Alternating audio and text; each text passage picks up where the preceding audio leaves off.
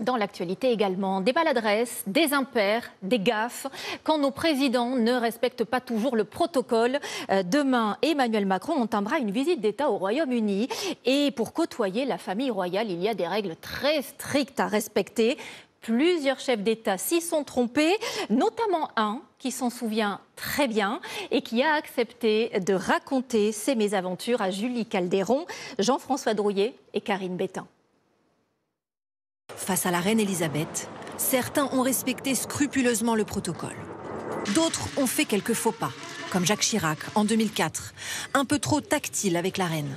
Bas les pattes, titre alors le Daily Mail. La règle est simple, il ne faut jamais toucher la souveraine.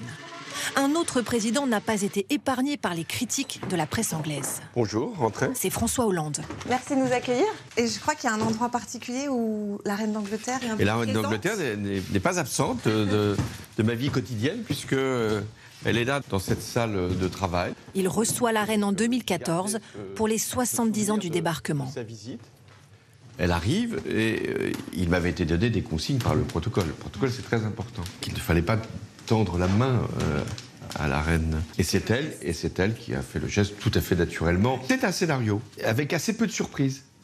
La surprise vient de l'invité. Et la reine était capable de faire des surprises.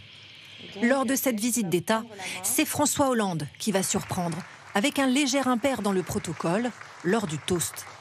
La reine boit son champagne, pas le président. J'ai eu tort si je ne l'ai pas fait.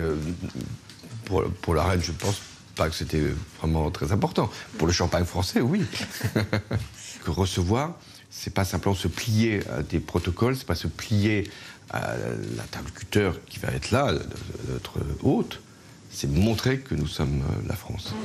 Un homme était en charge du protocole à l'Élysée à l'époque, Laurent Stefanini, jamais bien loin du président.